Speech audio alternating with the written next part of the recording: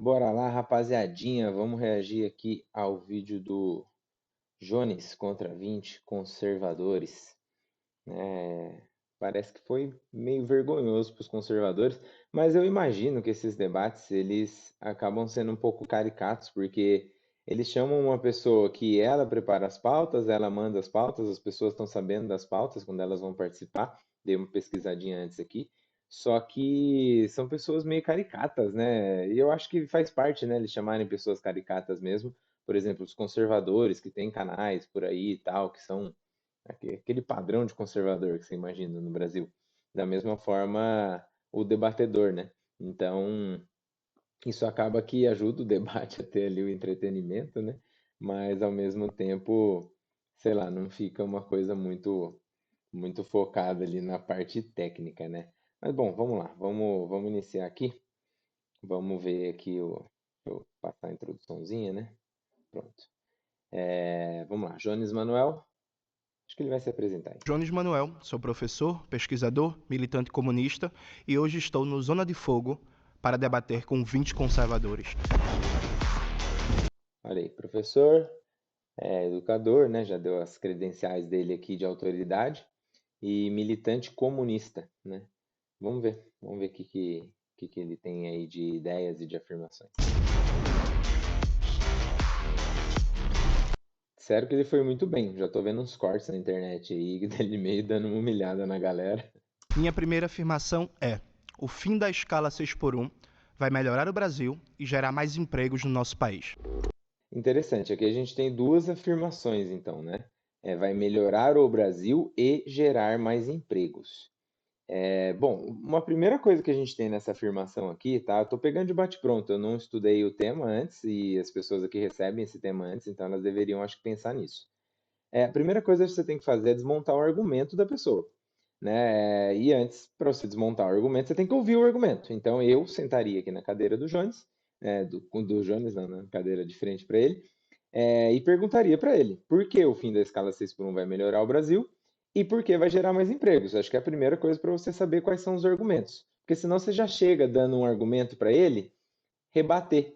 E aí ele vai rebater o seu argumento sem que ele tenha o trabalho de nem argumentar o porquê da afirmação dele, tá? E aqui a gente tem muitos caminhos a seguir, tá? Tem muitos argumentos para você falar que o fim da escala 6 por 1 vai gerar mais empregos, por exemplo, porque é uma coisa meio óbvia, você tira um dia, você vai ter que colocar outra pessoa, então essa pessoa que talvez estivesse desempregada, você vai gerar mais emprego. Por outro lado, como é que vai funcionar essa geração de emprego? Baseado em qual número? Baseado em carteira assinada? Baseado né, em qual estatística de emprego? Na negociação de hora de trabalho ali, informal, isso também vai considerar emprego? Porque a gente teve, por exemplo, o PEC das domésticas, que a intenção foi regulamentar para que elas tivessem mais direitos e, na verdade, aumentou a informalidade. Ou seja, isso gerou mais emprego? Qual dado que a gente vai utilizar para falar se gerou mais emprego, né? E a geração de emprego, ela tem a ver com você tirar as burocracias que existe da lei trabalhista hoje, ou tem a ver com simplesmente você proibir, colocar mais uma burocracia?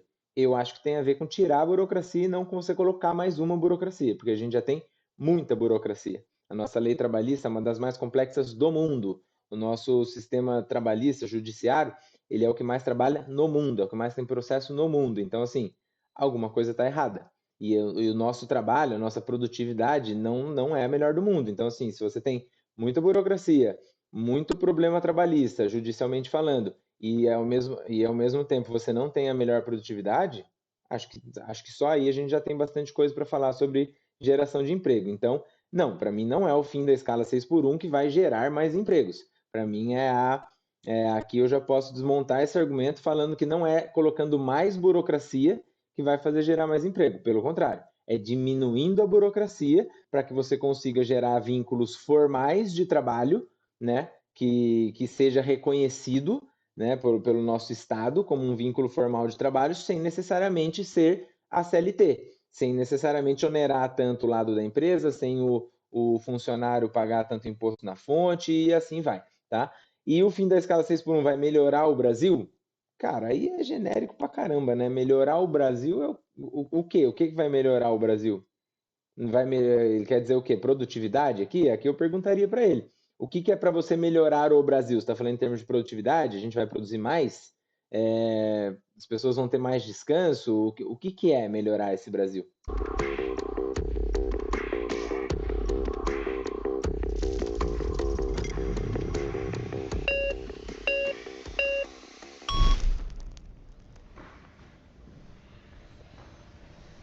Meu nome é Heron e eu não acho que vai gerar mais Heron, empregos, até Ribeiro. porque quanto mais flexível é a sua hora de trabalho, maior a sua negociação com seu patrão e, consequentemente, você pode gerar mais oportunidades para pessoas diferentes, de perfis diferentes, de modos de vida diferentes.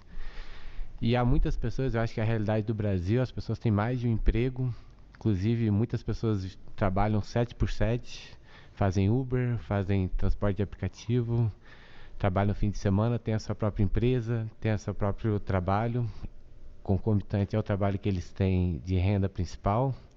Tá cheio de certeza na fala, o rapaz. Tá falando assim com uma convicção que tá me comovendo. Deixa eu até colocar no 1.25 que eu esqueci aqui, mas meu Deus do céu. E eu acho que quando você fixa algo que é o melhor, você não está levando em conta as particularidades de cada pessoa e de cada um que está querendo trabalhar da sua forma. Quando você fixa algo que é o melhor, nossa, cara, tadinho, ele tá nervoso, né?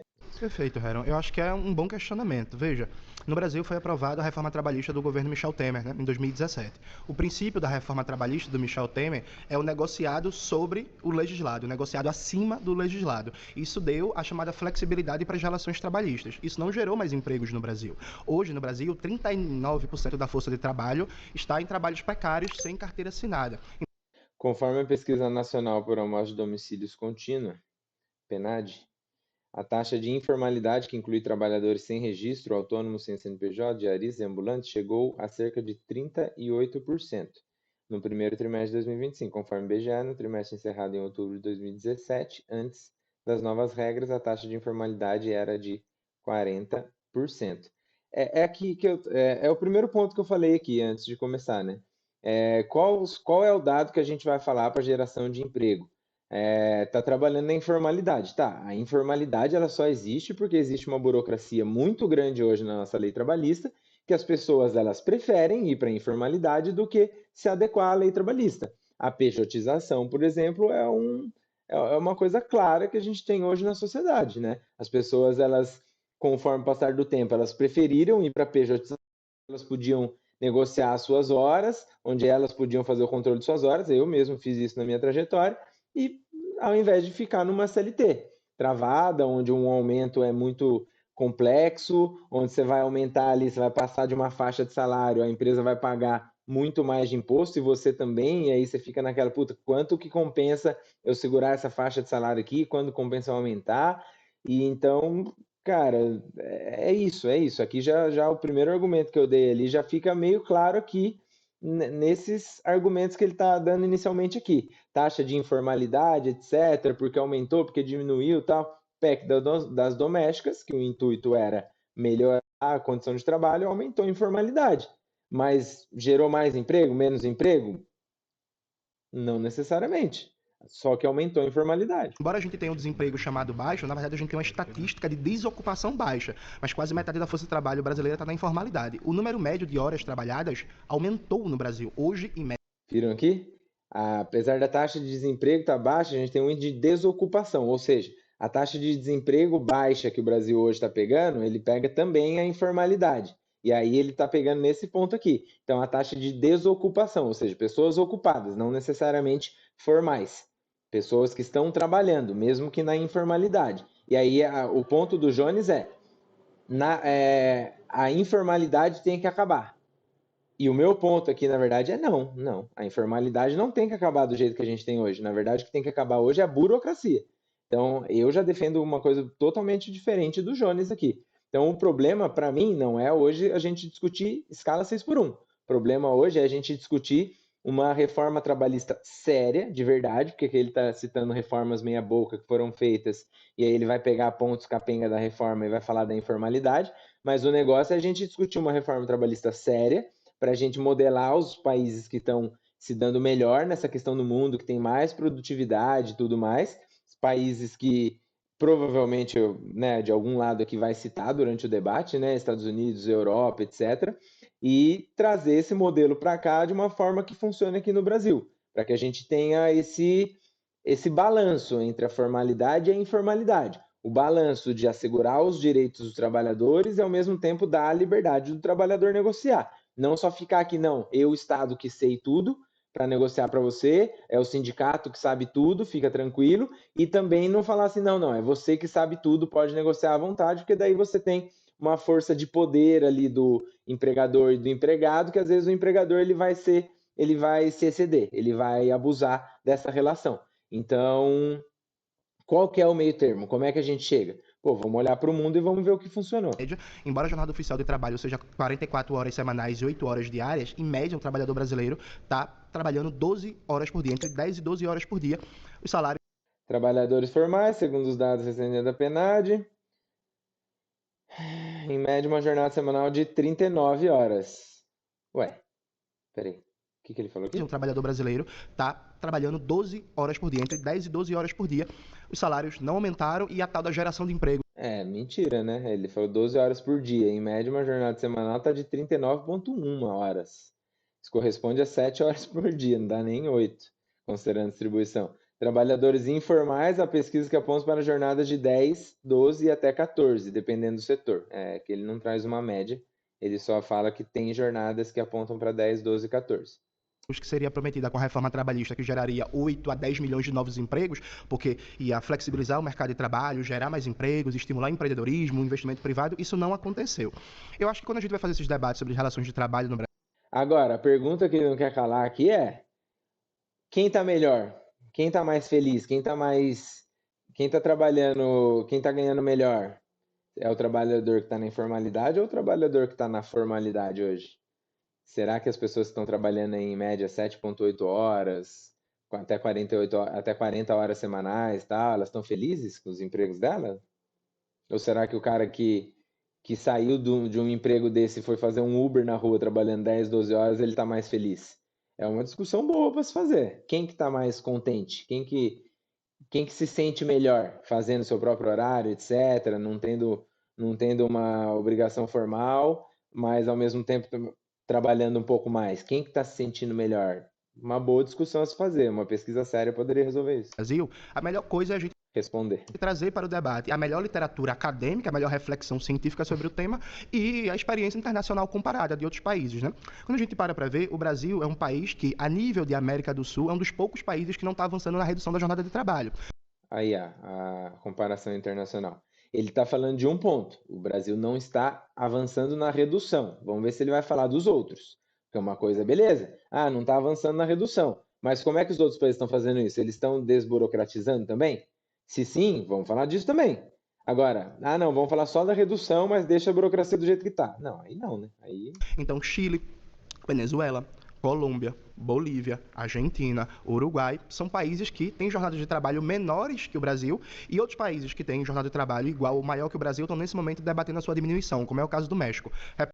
Eu desconheço os dados aqui, mas não vou pesquisar um por um aqui, tá, rapaziada? Mas pesquisem aí depois se esses países têm jornada de trabalho menor. E se tiver, já fica a dica aqui. Pesquisa como é a relação trabalhista lá, quais são as leis trabalhistas. Qual que é a CLT deles lá? Pesquisa como funciona. A do Brasil é a mais complexa do mundo. Repare que eu citei vários países do mundo que têm colorações político-partidárias e ideológicas diferentes, né? A Venezuela é o espantalho da direita, com um governo de esquerda. A Colômbia, hoje, tem um governo de esquerda, mas historicamente é governada pela direita. O Chile também, por aí vai. Então, veja, a nível de América do Sul, o Brasil é praticamente o único país que não está debatendo a redução da jornada de trabalho. A nível de Como é que não está debatendo? Isso está no debate. Como é que não está debatendo? OCDE, que é a organização que reúne os países mais ricos e desenvolvidos do mundo, o Brasil tem uma jornada de trabalho acima de praticamente todos os países da OCDE. E aí eu me pergunto...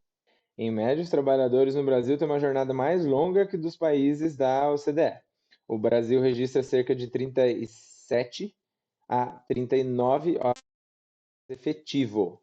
Já a média do OCDE é aproximadamente 37. Pô, tá acima. Também não é algo também que serve como argumento no debate, né? Tá acima, tá 0,2 horas acima ou 2 horas por semana acima. Cara, peraí, aí a gente tem que falar de produtividade. Por que que tá acima? Tá trabalhando mais porque não tá conseguindo entregar a mesma coisa? Porque a mão de obra nossa não tá qualificada? Por que que tá acima? Então, antes de falar de redução, a gente tem que trazer vários outros pontos. Vocês percebem como a discussão não é reduz e pronto? Vamos reduzir pronto, do jeito que está. Com mão de obra desqualificada, com produtividade baixa.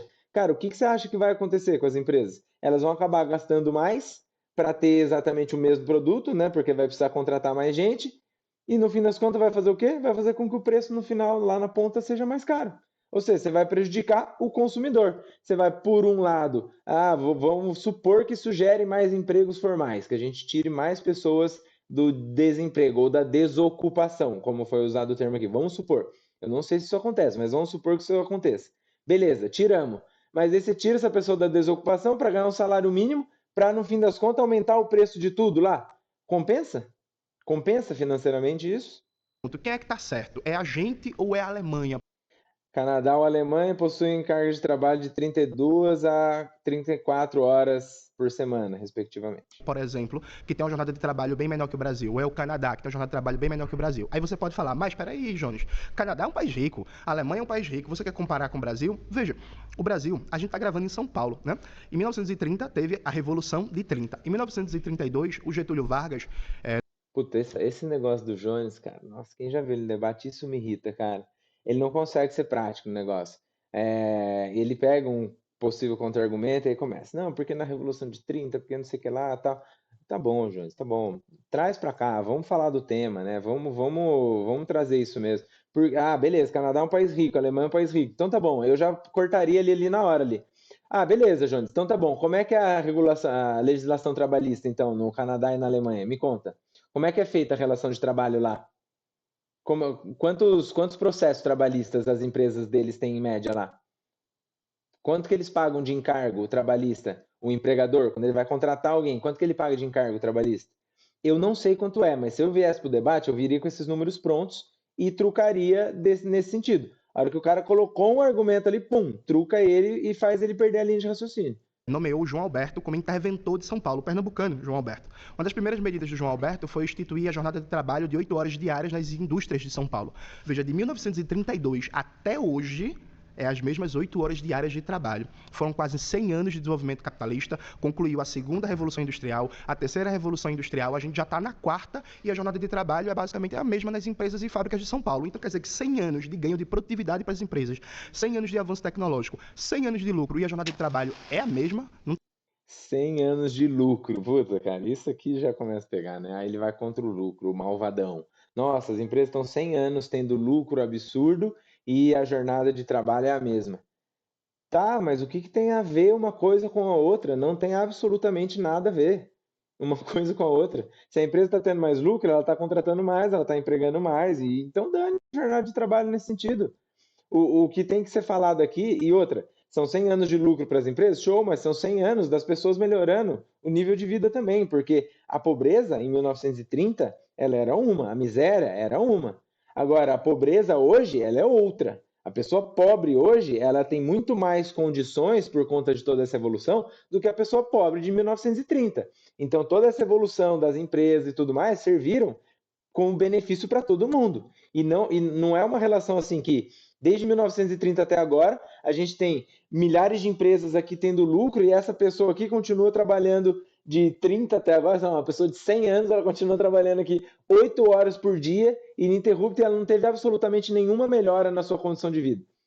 Não, cara, não tem. Assim, você vê como ele pega dois argumentos que não tem absolutamente correlação aqui. Beleza, você pode ter o lucro, são 100 anos tendo lucro, avanço tecnológico, etc., e não teve redução na jornada. Tá, mas foi justamente isso, a melhoria, a evolução foi justamente pela quantidade de horas que foram trabalhadas. Então, se essas 8 horas estão funcionando, por que é algo que a gente tem que mexer? Não entendi. E outra, aqui está falando de escala 6 por 1, 8 horas por dia, a gente está falando de 5 por 2. A gente não está falando de 6 por 1. Então aqui eu já trocaria também. Não, peraí, você está falando de 8 horas por dia, mas isso é 5 por 2, eu concordo, show. Tá, e aí? Isso não é 6 por 1. Então você está falando que a gente já tem isso resolvido no Brasil, que está tudo certo, que desde 1930 a gente tem como prioridade aqui, como média, uma jornada de 5 por 2? Então, peraí, então vamos olhar quantos por cento da população realmente trabalha na 6 por 1? Vamos olhar como resolver casos específicos, ao invés da gente estar falando de mudar toda uma lei trabalhista, colocar mais uma burocracia? Tem condição de reduzir a jornada de trabalho e, te dou mais um exemplo, veja, o setor bancário. A jornada de trabalho para o setor bancário já é de 30 horas semanais. Os bancos Ele está pegando um oligopólio, que é uma coisa que é, assim, tem um sistema do Brasil que é feito para beneficiar todos os bancos, de fato, não tem concorrência aberta, é complexo. no Brasil, você vai concordar comigo, tem lucros recordes e não param de bater lucro. Ou seja, Sim, é um oligopólio, obviamente. dá para as empresas continuarem muito bem e é melhor para a saúde, para o bem-estar e para a vida do povo trabalhador. Tá, aqui eu trocaria ele também de outra forma. Tá, beleza, Jones. Então, tá bom. A gente é a favor de diminuir a escala 6 por 1. Então, vamos fazer isso só para as empresas que faturam até a partir de tal valor? Você é a favor? Você é a favor da gente pegar só essas empresas? Da gente começar com um piloto, por exemplo, mercado financeiro? Então, tá bom, monta um projeto, eu ajudo você a colocar lá. Eu duvido você pressionar o Lula para fazer isso. Eu duvido você pressionar o PSOL para fazer isso. Eu duvido você pressionar o Partido Comunista, sei lá quem que ele vai querer pressionar, sei lá qual partido que o Jones apoia. Eu duvido você pressionar lá. Quem que vai pressionar? Porque o Jones acho que não é a favor do Lula também. Mas você tem que tentar trazer um compromisso do cara de fazer ele pressionar, porque o discurso populista, vamos diminuir 6 por 1. É fácil, é simples. Esse é o discurso populista. Agora, tentar trazer para a prática, para a realidade, que é difícil. E aqui está mais difícil ainda, porque assim, eu acho que ninguém é a favor da escala 6 por 1. Então, assim, as pessoas entram tentando defender essa escala, é muito ruim se isso acontecer, né? Esse cara aqui, coitado, ele falou meia dúzia de coisas sem nenhuma convicção e escutou quase que 5 minutos o Jones falando, né? Aí a galera tirou ele. Foi votado. É uma conversa tão boa, gente, vocês tiraram ele. Conversa, um monólogo, né? Só o Jones falou.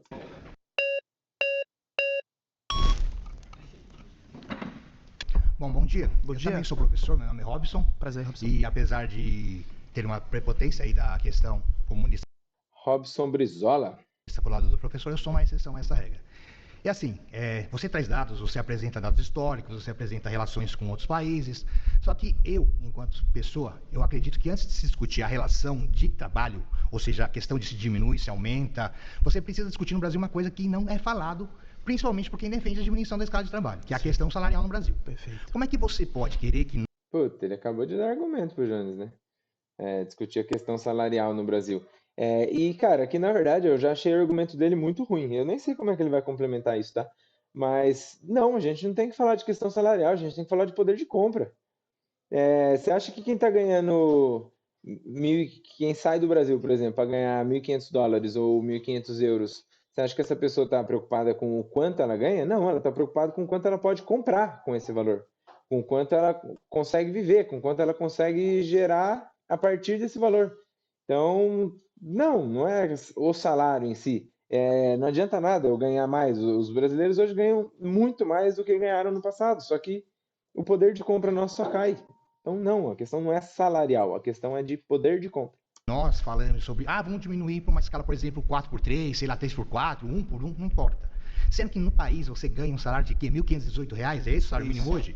Me fala uma coisa, 1.520. como é que um pai de família que tem que sustentar a sua casa, pagar aluguel, de repente tem ou não um veículo, mas ele tem que se locomover para o trabalho, como é que ele faz para manter isso com esse salário? Então, antes de você pensar na diminuição do trabalho, eu acredito que melhoraria sim as condições de vida. Perfeito. Só que como que você melhora se o cara continua ganhando o mesmo, até menos? Hoje, no Brasil, creia no absurdo. Eu sou professor e converso com pessoas que trabalham na área de limpeza dentro da escola.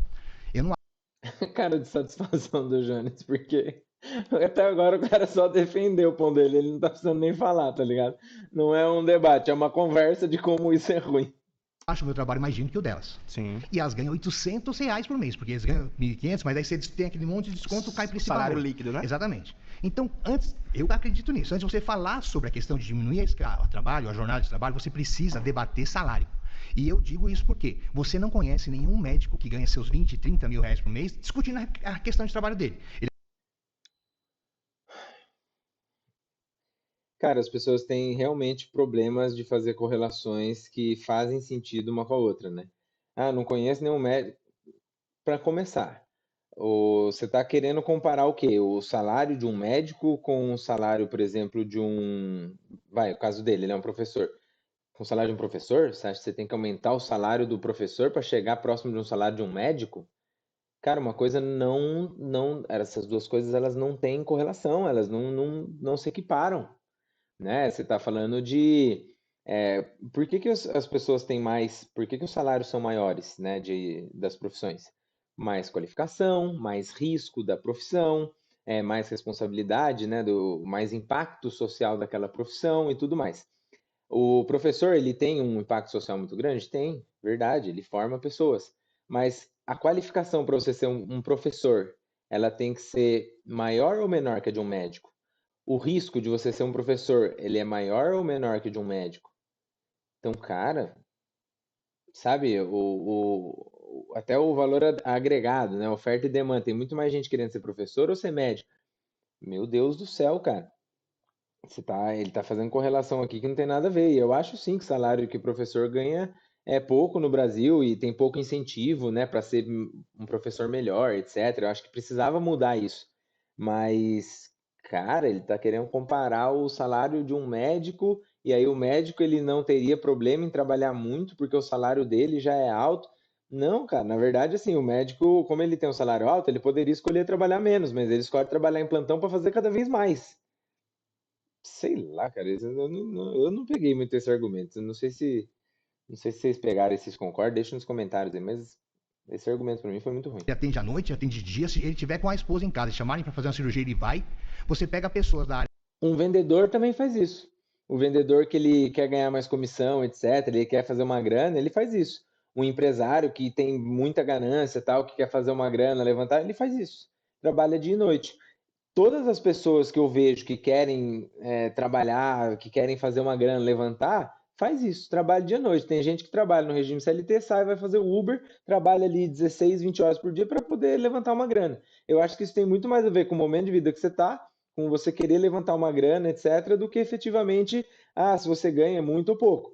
Agora, tem pessoas que fazem isso por necessidade, beleza. Aí a gente tira toda essa galera e fala só desse recorte das pessoas que fazem isso por necessidade e entende como que a gente pode fazer para aplicar medidas que fazem com que essas pessoas tenham condições de trabalho melhores, tenham também direito a descanso para melhorar sua produtividade, etc. Morem mais perto dos seus trabalhos, dos seus empregos, para não gastar tanto tempo ali com condução e tenham mais qualidade de vida.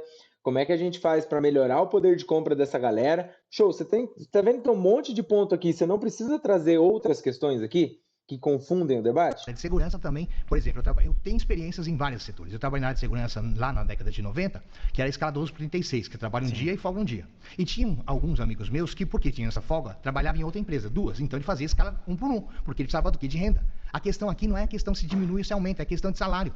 Você Escala 1 por 1, ele trabalha um dia e folga outro. Vocês têm uma propaganda, 3 por 4, 4 por 3, mais vida, etc e tal. Só que você não debate salário. Não adianta você trabalhar 3 dias ou 4 dias na semana e ganhar R$ 1.500. Não adianta. Ou nós discutimos a questão salarial, dignidade para o ser humano, porque o que realmente faz a dignidade é o salário. Você tem que ter condição de ter um aluguel decente. E olha, com R$ 1.500 você não consegue. Perfeito. Você tem que ter a questão de saúde, nós não temos. Não adianta defender o SUS se você faz um exame. Cara, as pessoas estão concordando com esse argumento dele? Bandeira verde. Vai ganhar um vídeo extra de 10 minutos com o Jones. Nossa, isso é uma punição ou é um.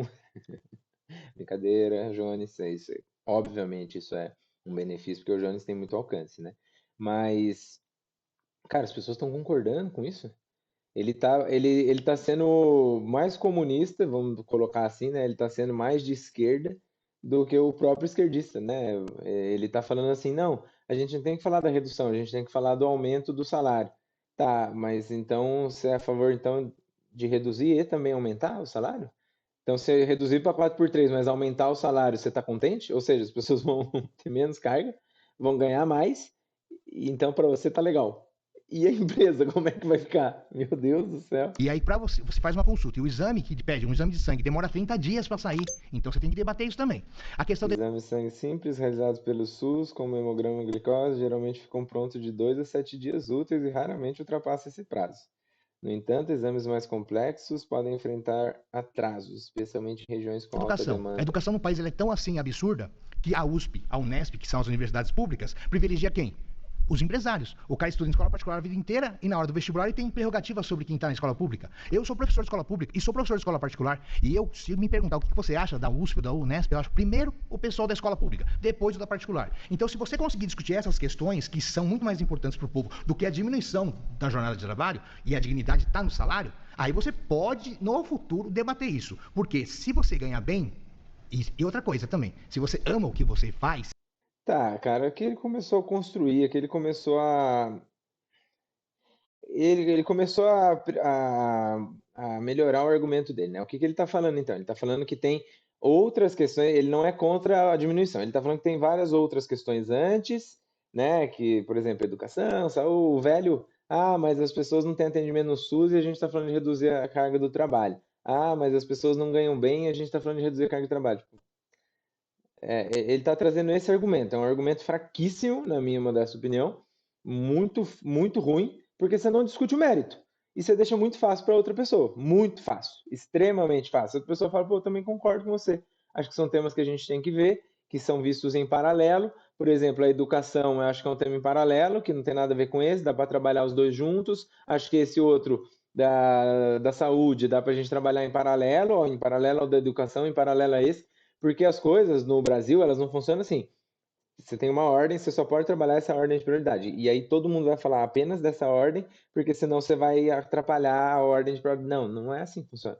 Você trabalha parte financeira, trabalhista, educação, saúde, de formas separadas, e quando você tem algo que vai impactar nos outros pontos, você consulta os outros ministérios, os outros, enfim, os outros grupos de trabalho ali, e vai trabalhando tudo ao mesmo tempo. As coisas não são assim simplesmente ordenadas. Agora, se você fala da questão trabalhista, aí você tem outras prioridades que ele não está trazendo aqui, que é a burocracia. Nossa legislação trabalhista tem muita burocracia, que é a questão tributária, que é você onerar muito o trabalhador na hora de contratar, e aí você diminuindo, você vai fazer ele contratar mais uma pessoa, ou seja, você vai fazer ele onerar ainda mais, e esse valor ele vai repassar lá na ponta. Então, aí você começa a falar de outras coisas que vão afetar diretamente, né? Agora, essa questão da educação, tudo mais, beleza, é importante, tem que ser falado, tal, o que ele falou é verdade, mas não tem a ver com a questão da escala 6x1. e Antônio Emílio de Moraes falava isso, quando você ama o que você faz, você nunca está trabalhando de verdade. Mas, eu mesmo, amo a sala de aula. perfeito. E hoje eu trabalho até 12 horas por dia na escola, se for preciso. Mas porque isso- eu amo a sala de aula. Mas isso não é o Eu ideal, amo a sala Robson. de aula. Eu amo a sala Mas de aula. veja, Robson, não, rapidamente, não, mas- me desculpe. Se você puder deixar eu terminar o Não, raciocínio, eu deixo você falar. termine. Entendeu? Quando a pessoa ama o que ela faz, Pior que o senhorzinho, ele é gente boa, né? Aí o Jones não quer, não quer, não quer interromper ele. Mas você vê, a hora que ele começou a meio que dar uma engatadinha, uma fagulha aqui de um bom argumento, o Jones já quis falar, entendeu? Mas ama de verdade. Se aquilo é porque quando uma pessoa começa a receber, pra vocês entenderem, de debate, quando ela começa a receber a aprovação externa e o outro debatedor ele tá só quieto, parece que o outro debatedor tá perdendo, mas não é. Se você analisar friamente aqui, não tá nem tendo um debate aqui. O cara só tá colocando os pontos dele até agora. Até agora o Jones não tá ganhando nem perdendo e nem ele. Ele só tá colocando os pontos dele. Ele não consegue convencer o Jones ou ser melhor que o Jones se ele não deixar o Jones falar e contra-argumentar. Então aqui ele só está falando, só está colocando opiniões. a vida dela, eu me descobri na educação. Perfeito. Eu amo a educação, eu gosto de sala de aula. Eu gosto de falar para os meus alunos que eles precisam ter a própria opinião deles, pensar por eles mesmos e não impor para eles um sistema. Ó, você tem que fazer isso, fazer aqui não. Você descobre o que é melhor para você. Eu amo a sala de aula. Eu tô na escola porque eu quero. Ninguém me obriga a lá estar. E para mim aquilo não é trabalho. Tem os seus sabores? Em todos tem. Agora você acha justo? Você diminui a jornada de trabalho, o cara ganha menos e aí o que ele faz? Vai trabalhar como entregador de aplicativo, seja na Uber, na iFood, na 99, para entregar remédio em farmácia. Qual que é o motivo? Vamos falar sobre a real? Essa medida é totalmente populista. Não tem a ver com real, não tem a ver com qualidade de vida. A qualidade de vida está na dignidade. E dignidade só se tem quando o cara tem condições de manter a ele e a sua família. A partir daí se discute outros benefícios. Pô, beleza. Cara, depois de tudo que ele falou, ele até que finalizou bem. Ele podia ter começado com essa frase. Acho que ia ser mais impactante. Cara, redução de trabalho, jornada de trabalho é populismo. Se você quer falar realmente de melhoria de vida, aí a gente tem que falar de qualidade de vida. Se você reduzir a jornada de trabalho da pessoa, pode ser que você impacte no salário dela e ela tem que trabalhar de Uber, então você não vai reduzir a jornada de trabalho dela, na verdade. Você vai reduzir a jornada formal e vai aumentar a informal, que é o que aconteceu com a PEC das domésticas. Ele traz dados, traz argumentos e continua construindo o argumento dele. Show de bola, mas a questão do salário, eu acho que ainda assim ele não deveria comentar. O salário em si, acho que ele deveria falar de poder de compra, né, não de salário. Né? É importante a gente separar esse ponto aqui no argumento. Vamos ver como é que o Jones vai levar isso. Perfeito, Robson. Veja, primeiro quero parabenizar pelo seu raciocínio, eu concordo com praticamente tudo. Falei que ele ia concordar? Eu só não acho que a maioria dos professores são comunistas, mas isso é um debate de lado. Vamos fazer um debate aqui sobre a economia. Veja, não é que a maioria dos professores são comunistas. Isso é um ponto até interessante da gente falar aqui também. Primeiro que acho que a afirmação do Jones vai mais no sentido de porque o comunismo na verdade é isso, não é o que é pregado, não sei o que lá. Então o Jones ele vai fazer um malabarismo aqui para poder falar que a maioria dos professores não é comunista, etc. E outra, você não tem um dado para falar isso, tal. Isso acaba sendo meio que falácia. Agora, a maior parte dos professores hoje da academia, no geral, né? Academia, quando a gente fala, a maior parte dos docentes, a instrução acadêmica, etc., a educação de base nossa, ela é voltada para um pensamento mais à esquerda, um pensamento mais socialista, um pensamento mais voltado a essas denominações, isso é um fato. Há uma doutrinação hoje na nossa educação, principalmente educação pública e tal, e na formação de professores e docentes. Agora, a partir disso, a maioria é comunista, não dá para falar isso também. Mas a maioria tem, sim, um pensamento mais à esquerda, tem um pensamento mais próximo ali do socialismo, etc. E isso, eu acho que, por pura observação, a gente consegue já constatar. Os 3 minutos e meio que você falou, você colocou várias questões que... Isso foi um trabalho feito, tá, gente? Isso foi um trabalho feito. Existe um trabalho histórico, existe uma coordenação geral, mundial, que foi feita pelas pessoas que têm esse tipo de pensamento. Então, estudem um pouquinho sobre isso e como que eles colocaram, né? Como é que foi colocada essa ideologia, né? Dentro da... Eu esqueci, eu sou ruim pra caramba de nome nessa questão histórica, mas estudem como que isso foi colocado de forma proposital dentro da cultura, da educação, da mídia, né? Eles começaram a perder espaço mundialmente falando e tudo mais, e aí eles começaram a atacar de outras formas, né? Eles começaram a ir para essa área que não estavam olhando.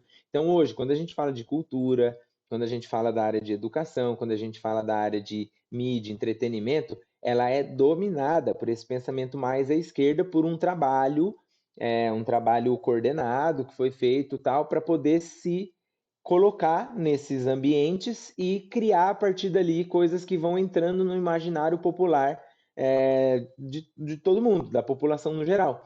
Né? E isso foi percebido com o tempo, só que daí já era tarde demais. Hoje já está dominado e a grande maioria tem um pensamento mais à esquerda mesmo. São questões fundamentais para a maioria do nosso povo. Só que, veja, não existe uma contradição entre debater a redução da jornada de trabalho e debater salário. Vamos aqui... Não existe mesmo, é o que eu estava falando. Fazer uma reflexão. Veja, no Brasil, hoje o poder de compra do salário mínimo é praticamente o mesmo que era em 1964. Né? A gente tem, na prática, um congelamento... Pô, aí o Jones trouxe a questão de poder de compra. Olha que loucura. Eu acabei de falar isso aqui, a gente ganha mais, mas a gente não pode comprar mais. Ele está falando exatamente isso. Por quê, cara? Porque é muito fácil falar contra esse argumento, porque é um argumento fraquíssimo. Em 64, o salário mínimo teve seu maior poder de compra registrado. Em 64. 64. Sendo suficiente para adquirir cerca de 2 cestas básicas completas. Embora nas últimas décadas o salário mínimo tenha voltado a ter reajuste acima da inflação, especialmente após 2003, ele ainda não recuperou plenamente o patamar de 64. Portanto, apesar dos avanços, o salário mínimo atual permanece abaixo do seu auge histórico em termos de poder de compra. histórico do poder de compra do salário mínimo.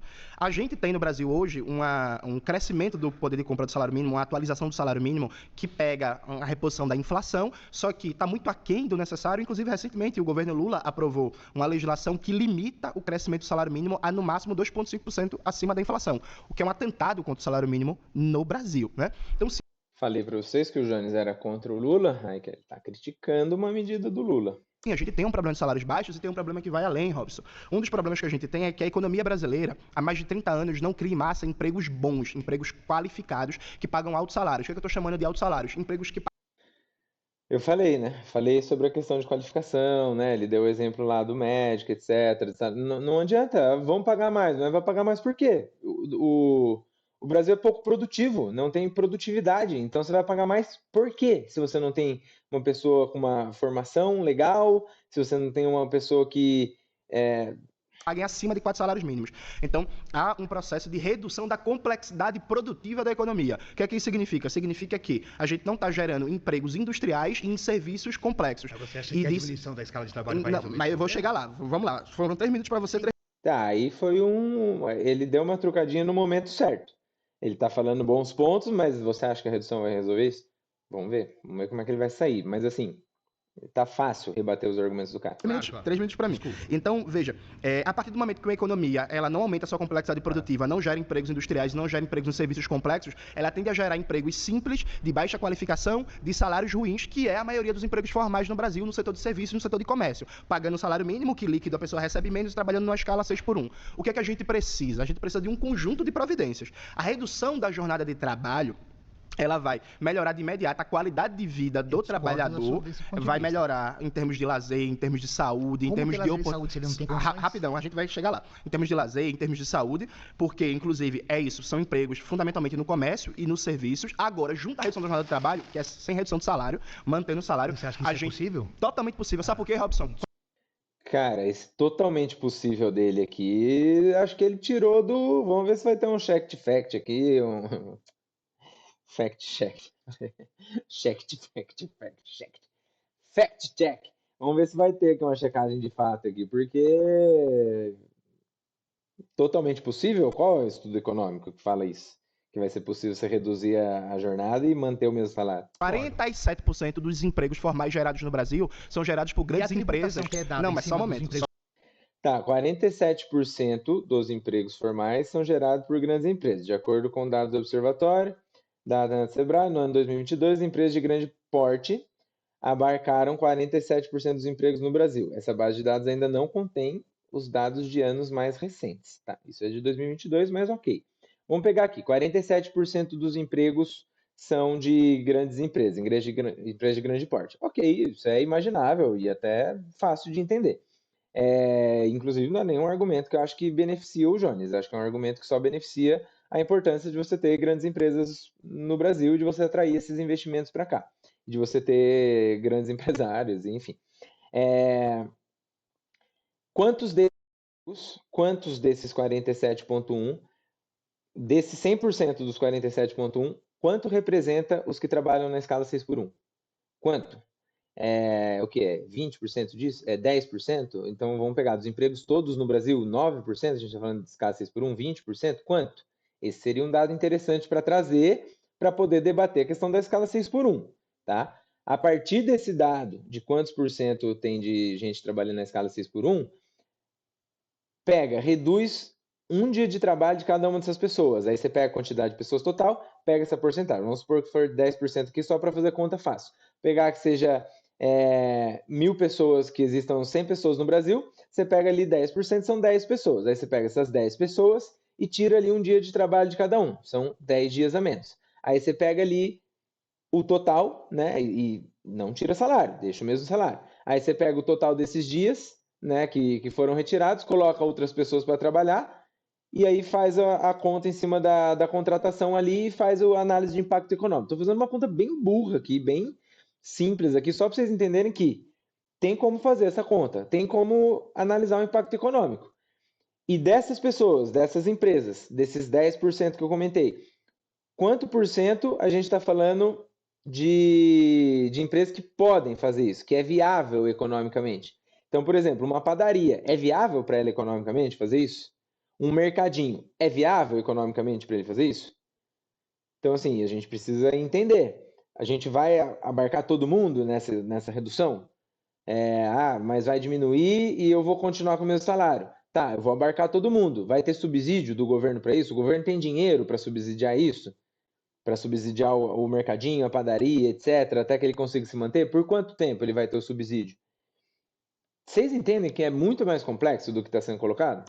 Só um momento. 47% dos empregos gerados no Brasil são empregos gerados por grandes empresas que têm lucros bilionários. As 400 empresas de capital aberto no Brasil tiveram um crescimento de 30% na sua taxa de lucro ano passado. Mas, na verdade, você está só olhando o espectro do lado contrário. Não. Seja, Robson, e a tributação que é dada a essas empresas? Mas, eu não estou defendendo Robson, o empresário, mas há uma tributação Robson, séria em cima. Robson, Quando o cara contrata um empregado, ele paga 3 vezes mais. Robson, do que a ele paga de maioria das salário. grandes empresas no Brasil 3 vezes mais para o salário, tirou dos, né? 2 vezes mais, ele estaria ok, mas 3 vezes mais que o salário, ele tirou realmente. basicamente não pagam tributos E a questão porque da formação desse elas povo têm, para chegar lá? só um momento, elas têm um negócio chamado refis. Então você que é professor, que sou professor, se a gente começar a dever, a gente entra no SPC e no Serasa e fica com o nome sujo. Sim. Grandes empresas têm um refis, renegociam suas dívidas, já tem uma certidão negativa que não deve nada e continuam pegando Mas crédito aí no você Estado. deve- aí a discussão, Veja, a discussão outra- tem que ser feita com o Estado.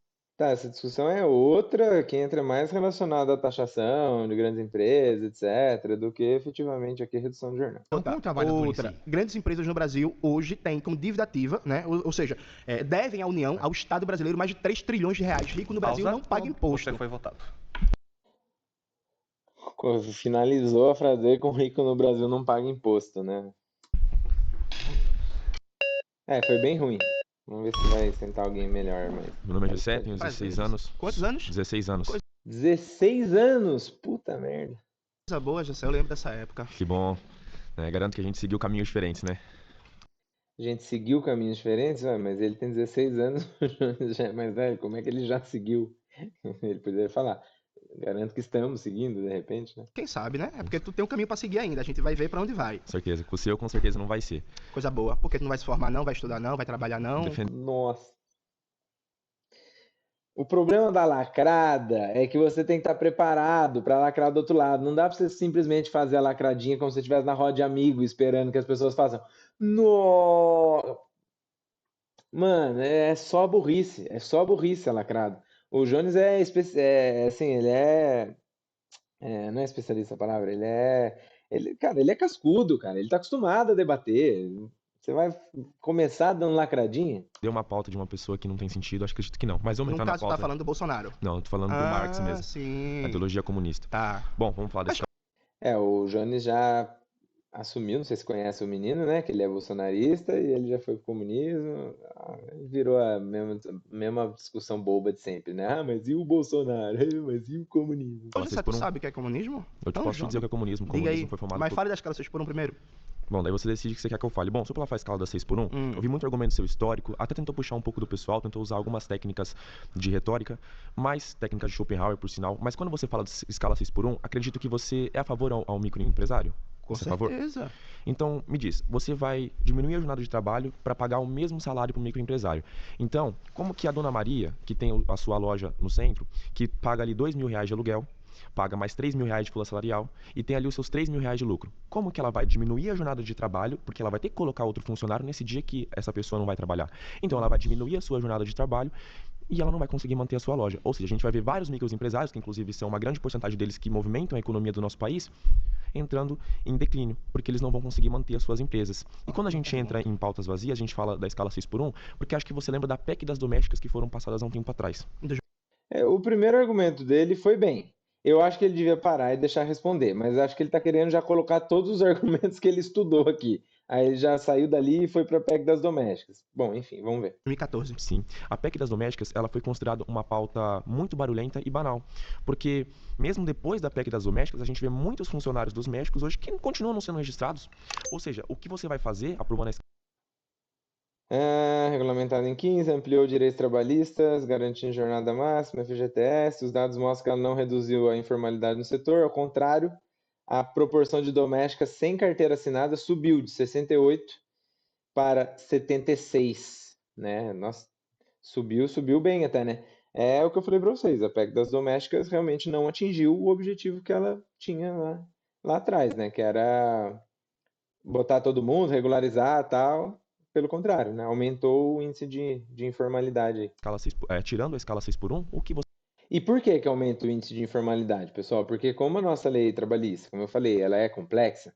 Se você chama, por exemplo, uma empregada doméstica para trabalhar na sua casa toda segunda-feira, sei lá, das 8 às 17 horas.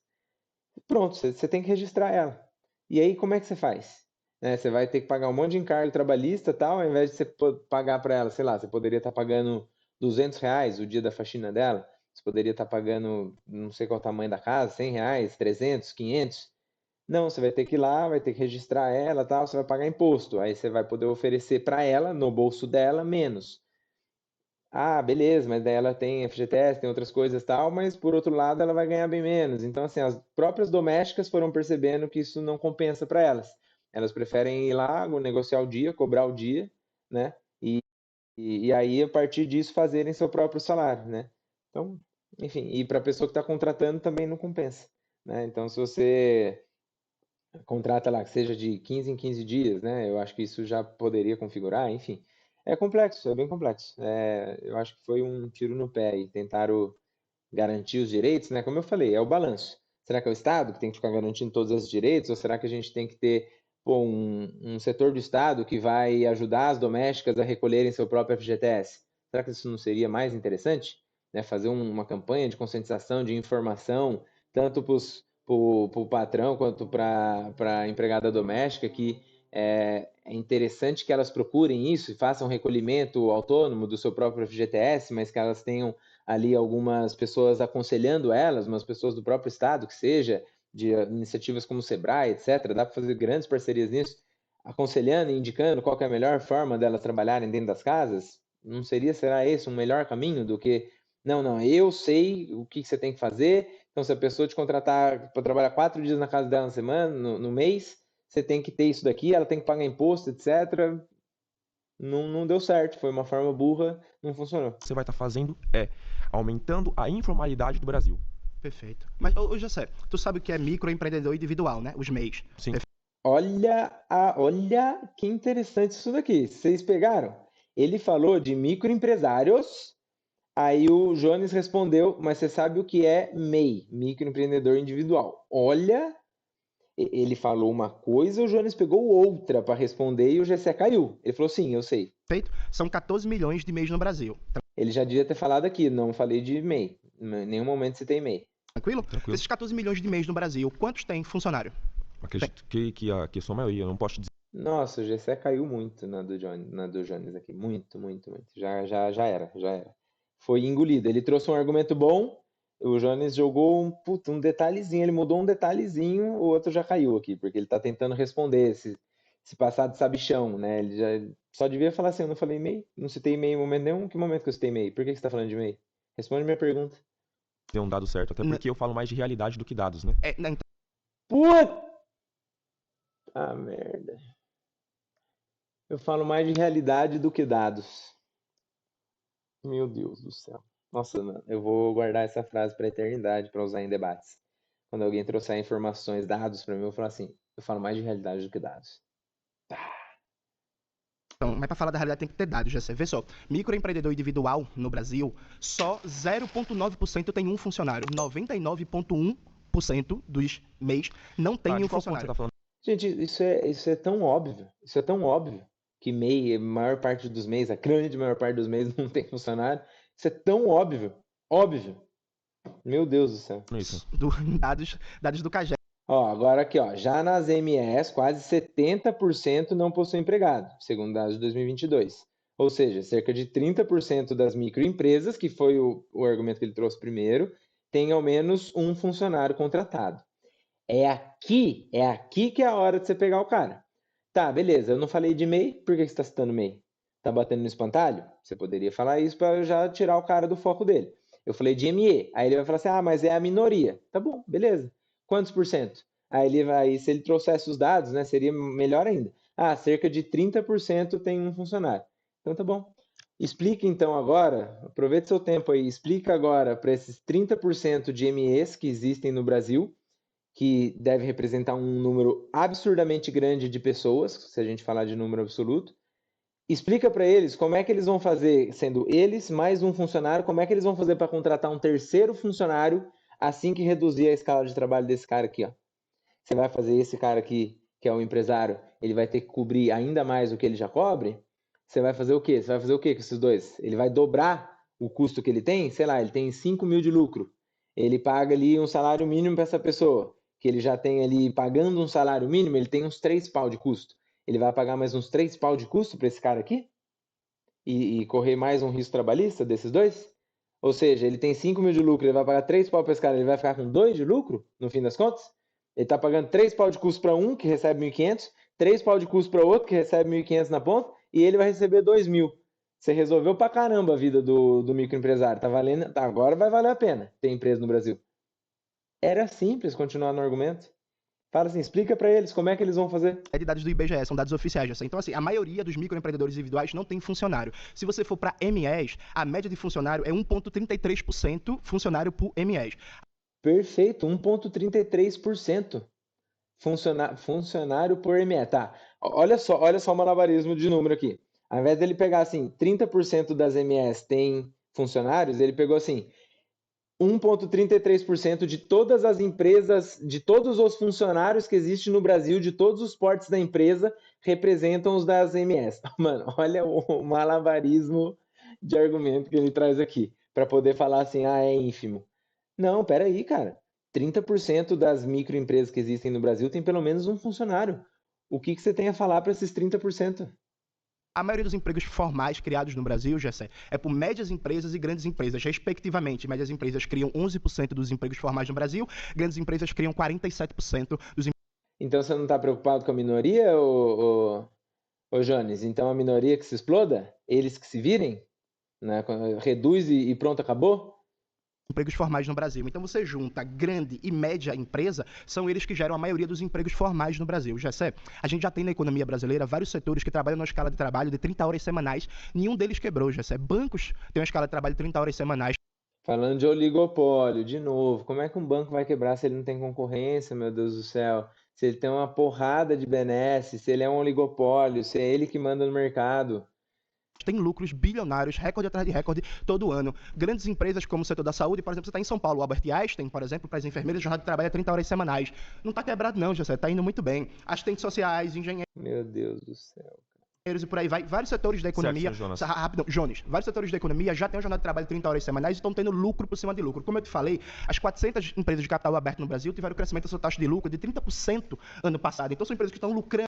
A bandeirinha aqui no canto aqui, ó, já tá crescendo aqui porque a galera já não tá gostando, ó. É claro, porque assim, ele permitiu o Jones ir para um caminho que ficou muito ruim para ele. Ele permitiu o Jones falar de MEI, ele permitiu o Jones falar de um número das MS que pareceu ínfimo, e ele não estava preparado para trazer isso. Era fácil. Jones, eu não falei de MEI, por que você está batendo nos pantalhos? Ninguém está falando de MEI. Ah, mas então é minoria. Então tá bom. Então vamos pegar esse número seu de 1%? Ok, para os mais ricos, tal, eu acho que fica até relativamente fácil a gente diminuir a jornada aí e continuar com o mesmo salário. Show, tamo junto. E o que você tem a falar pro microempresário, então? O que você tem a falar para esse cara? Lucrando, Licença, Jones. e o trabalhador Ou então, melhor ainda, você traz os números. O que você tem a falar para a quantidade XYZ de microempresas que existem no Brasil? Vamos pesquisar aqui, ó. Quantas microempresas existem no Brasil? Ó, em 2022, o dado contava com 14 milhões de... Ah, não, aqui é MEI. Pô, você é burro também, ô Google? Perguntei microempresa, você trouxe MEI, você é burro? Quantas ME existem no Brasil? É burro, é burro, é burro. Taxa de MEI. Pô, chatão, hein? Não, mês.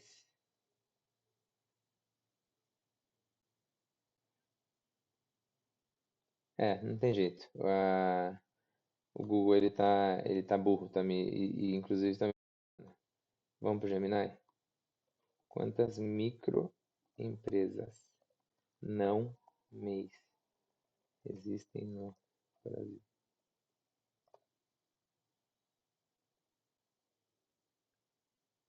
olha lá, MS, excluindo as MEIs, mais de 874 mil.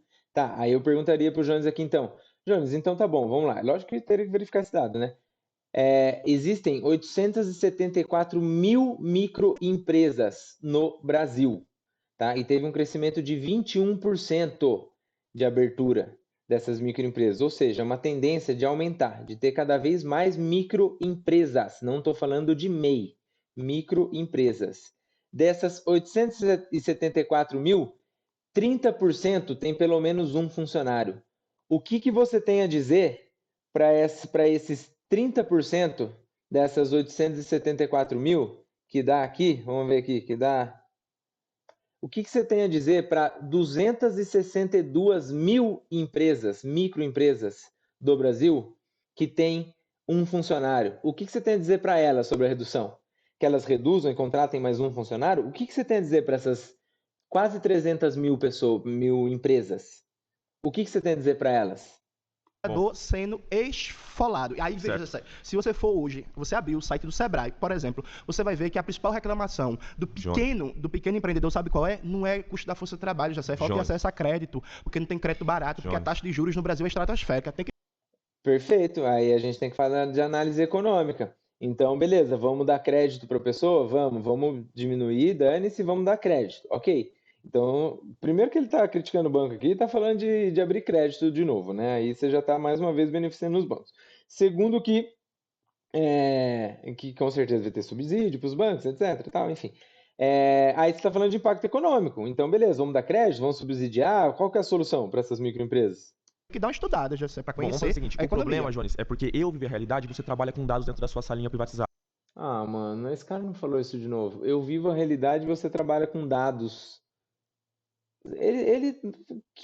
Que horroroso, cara. Até esqueci de botar não. Porque, por exemplo... Privatizada? Você é contra a privatização? Não, você vive... Não, exatamente. Você é contra, só que você fala do comunismo, só que você usufrui do capitalismo todos os dias. Saiu da escala 6x1? Pausa, você foi votado. Eita, já sei, não deu por gosto não. Nossa, muito ruim. Muito ruim, muito ruim, muito ruim. Olá, Jones. Meu nome é Kaique. Eu acho que o maior problema da escala 6x1... Tem que falar pros conservadores aqui que eles têm que chegar... Jones, tudo bem? Prazer, Kaique, tal. Me explica um pouquinho aí o seu pensamento, que acho que todo mundo chegou aqui cheio de argumento e não te ouviu falar. Por que o fim da escala 6x1 vai gerar mais empregos? Eu quero que você me responda exatamente isso. Por que o fim da escala 6x1 vai gerar mais empregos e logo vai melhorar o Brasil? De forma sucinta para eu poder rebater depois e a gente conversar. É principalmente o poder de compra, o salário. O salário, infelizmente, no Brasil é horrível. A cada dia a inflação tá corroendo mais. Tá dando o mesmo argumento do outro, né? Não tá falando de salário de novo, falou um pouquinho de poder de compra, mas acho que esse menino não vai durar, não. Ainda o salário da pessoa, e você diminuir a escala não vai fazer que a pessoa trabalhe menos, ela vai arranjar outro trabalho por fora. E esse é um grande problema, porque em geral as pessoas no Brasil passam muito aperto, né? Então elas precisam trabalhar, elas precisam ganhar dinheiro. Então a solução para isso, na minha visão, é aumentar o poder de compra, fazer com que a inflação diminua, não fazer com que ela aumente, fazer com que o salário ele consiga fazer comprar as coisas necessárias, para então a pessoa não precisar ter que trabalhar mais para conseguir viver. Perfeito. Kaique, veja, para aumentar o salário depende de política econômica, depende do regime de macroeconomia que está colocado. Pausa, você foi votado. Que rápido. Porra. Usou o mesmo argumento, mano. Lógico que iam tirar ele. Meu nome é Ronald e você falou, mas não chegou na objetividade. Eu quero saber como que você vai resolver essa questão de alterar a escala 6x1. Qual é a forma adequada? Ademais, qual é o regime que você está colocando aqui? Você está se espelhando em quem? No projeto da Erika Hilton? Legal, olha aí. Perguntou, né? Chegou, perguntou, falou de forma prática, colocou o da Erika Hilton que é ruim, para o Jones, se ele responder, se ele falar que sim, que ele é a favor. E ao mesmo tempo também não é bom ele falar que não é, entendeu? Porque assim, quem segue o Jones tal, normalmente gosta também de Erika Hilton, de Lula, normalmente, mesmo que o Jones talvez não concorde com o Lula, por exemplo. Então, legal, a pergunta foi boa. Boa pergunta, Ronald. Veja, eu não estou me espelhando no projeto da Erika Hilton, não, até porque a redução da jornada de trabalho é uma pauta histórica no Brasil e a gente tem muito acúmulo, inclusive internacional, como eu já lhe falei. Tá, que ele foi sagaz, né? Saiu, não tô me espelhando no projeto dela, porque já tem muito tempo, tal, então ele não criticou o projeto dela. Mas na verdade ele não se espelha no projeto dela, porque o projeto dela é uma bosta, não para em pé, é uma página só, é, foi feito ali num negócio que nem precisa, né? Usando um trâmite ali que nem precisaria, enfim. O projeto dela é efetivamente só populista mesmo, para achar que está combatendo alguma coisa, quando na verdade não propõe nada. lei. Na Constituição de 88 tinha um debate sobre reduzir a jornada de trabalho para 40 horas semanais. Infelizmente ficou em 44. A gente pode se espelhar, Ronald, na OCDE, que é a organização dos países mais ricos do mundo, que nenhum país é comunista. Mas nós temos que ter a régua aqui no Brasil, a não outros China, países. né? Não, a gente precisa pegar o exemplo internacional. Não, Mas se você nós- Argumento ruim do tal do Ronald aqui, né? A gente precisa ver o Brasil, não pegar outros países. Sim, cara, a gente precisa olhar outros países. O que você está falando? quiser Temos que pegar medir o pela nossa regra, exemplo pela nossa sociedade de brasileiro, educação, Ronald, se como que você nós quiser pegar o trabalhamos. exemplo brasileiro, Então, me dá um vários exemplo. setores da economia já trabalham com a escala de 30 horas semanais. São setores que não têm prejuízo, continuam tendo Mas lucro. isso vai fazer com e que aumente mais ainda Aumenta a o quê, carga Ronald? tributária. Esse argumento do Jones também é ruim. Vários setores já trabalham com isso daqui e não tem prejuízo, só tem lucro. Tá, então você está falando assim que então eu tenho uma agência de marketing, eu tenho lucro na minha agência de marketing. Logo, toda agência de marketing vai ter lucro? Ou não, logo toda agência de marketing não. Eu tenho lucro na minha agência de marketing. Então, cara, você pode abrir uma loja de roupa que com certeza vai ter lucro. O que que ele está falando? Tá ligado? Ah, o setor bancário tem lucro e trabalha numa jornada de 30 horas semanais. O que, cara, eu sinceramente eu desconheço esse dado, para falar a verdade, e não foi checado nenhuma vez, né? Média de horas trabalhadas, setor bancário. A jornada de trabalho padrão para bancários no Brasil é de 6 horas diárias, 30 horas semanais. Interessante, eu não sabia disso. Exceções, a jornada pode ser estendida, como encargo de confiança. Eu sei que eles trabalham, eu sei que funciona 6 horas o banco ali, mas eu achei que eles entravam mais cedo, saíam um pouquinho mais tarde, e tal. Não sabia que eles trabalhavam exatamente essas horas. Mas é o que eu falei, né? É um setor que é um oligopólio, enfim, você não tem uma. Você não precisa de qualidade para você prestar esse tipo de serviço, porque é oligopólio, porque tem poucos no mercado, é tudo muito regulado, é aquela concorrência que não existe. Então, assim, é fácil você citar esse tipo de setor quando você tem uma concorrência nos outros que não vão permitir que isso aconteça. Então, cara, é muito ruim. Ah, se um faz isso e tem lucro, logo todos também conseguem. Não, não é assim. Tributária, Não vai não, a carga, Ronald, não tem lógico nada a que ver, sim. Ronald, Você não acha tem que, nada a você ver, acha que o Ronald. trabalhador, ele vai Ronald, ter grande aquela, o empresário no Brasil não paga você falou, imposto. você Grande falou que tem, empresário no você Brasil falou que não tem o paga parcelamento imposto. dos Ronald, impostos. Pô, o Ronald ele perguntou, não deixou responder, começou a interromper, agora virou zona, virou entretenimento.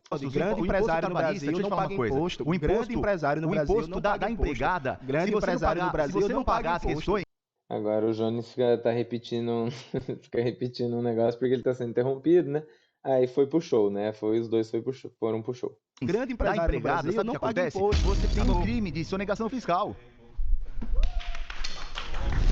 Você viu que ele teve o controle do tempo, né? Isso aqui foi muito interessante, cara, porque ele viu que o tempo estava acabando, viu que o cara sentou para causar e começou a repetir uma frase para dar a lacradinha no final. Cara, o Jones foi assim, resumo desse primeiro debate aqui do fim da escala 6 por 1 vai melhorar o Brasil e gerar mais emprego. O Jones foi, cara, infinitamente melhor que os caras que sentaram aqui. Teve dois ou três bons pontos que colocaram, mas de forma tosca, sem conseguir defender o ponto que foi colocado. Chegou, sentou, colocou o ponto e não conseguiu manter a conversa. E assim, até porque é um tema também que, se você parar para pensar, ninguém é a favor. Sei lá, eu pelo menos não conheço alguém que seja a favor. Não, eu sou a favor das pessoas trabalharem na escala 6 por 1. Não, eu não acho que seja um tema que as pessoas, no geral. Eu não conheço ninguém, tá? Eu não conheço alguém que fale, não, eu sou a favor que a pessoa trabalhe mesmo 6 por 1 e dane-se. Eu não conheço. Pode ser que tenha gente que é. Mas eu acho que eles deviam bater nas outras coisas, né? Ah, vai gerar mais empregos. Não, Jones, não vai gerar mais empregos, porque aí você está falando o quê? De emprego formal? Pode ser que sim, mas também, por outro lado, vai aumentar a informalidade, vai aumentar a jornada dupla de trabalho, porque a pessoa não vai conseguir complementar a sua renda, porque pode ser que tenha uma diminuição. Ah, mas a minha proposta é que não diminua. Pô, então tá bom. Então como é que você vai fazer para os microempresários que têm que são 300 mil microempresários que têm um funcionário. Você vai fazer esse cara contratar mais um, ele vai ter vai ter 2 funcionários agora, ele vai tirar do lucro dele. Qual que é a média de lucro dessa galera? É 5 mil reais? É 6 mil reais? Você vai tirar metade ou mais da metade do lucro dele para poder contratar mais um funcionário sem reduzir? Você vai ter subsídio para ele? Ah, legal. Então qual que é o efeito econômico desse subsídio? Dá para fazer isso? Você não vai arrebentar com a economia do país? Assim, fazer perguntas inteligentes que vão gerando uma cascata de talvez soluções e que talvez gerem até um caminho para uma solução no final, né? Será que as pessoas são a favor disso? São a favor de colocar isso só para, por exemplo, vamos colocar isso só para o setor de varejo aqui, vamos pegar só a Magazine Luiza, só essa galerinha aí. Será que eles vão ser a favor de taxar só esse setor? Vamos fazer um teste?